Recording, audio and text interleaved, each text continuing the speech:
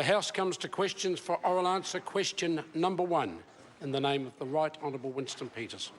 Mr Speaker, this question is to the Prime Minister and asks, does he stand by all his statements? If so, how? The Right Honourable Prime Minister. Mr Speaker, yes, and eloquently.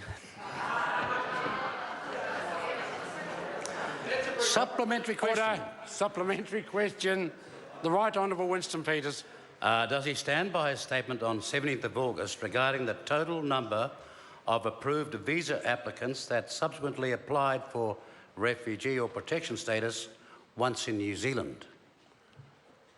The Right Honourable Prime Mr. Minister. Speaker, I'd have to look at the particular statement the member's making. Question. Supplementary question. Right Honourable Winston Peters. Why did he say on the 16th of August, quotes, but what I do know on the advice of the Minister of Immigration is that the numbers are considerably less under this government than when that member was a minister, end of quotes? The Right Honourable Prime Mr. Minister. Speaker, because I believed it to be correct. I think it is correct, but I should have added the word proportionally, as I said, and corrected the next statement. Order. Supplementary question. Right Honourable Winston Peters. Is it not a fact that an urgent request was sent to MB officials at 8:35 a.m. on the 17th of August for figures on refugee and asylum claim numbers, quotes, as far back as they go, end of quotes, despite his assertion on the 16th of August that he'd been advised on that by the Minister of Immigration?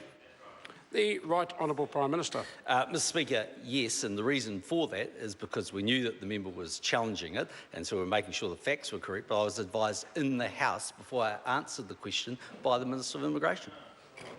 Supplementary question. Supplementary question. Right Honourable Winston Peters. Is it not a fact that when he arrived in the House on the 17th of August seeking to clarify a statement he made 24 hours earlier, that information was not available until 3 hours before question time on the 17th of August, and that the information did not exist on the 16th of August, which is hardly eloquent? The Right Honourable Prime Minister. Mr. Speaker, no. The member needs to go. And pull the tape and go and have a look at the visuals, and the member will see the Minister of Immigration being over here advising me before I answered the question. Go and look at the video. Order. Question. Order.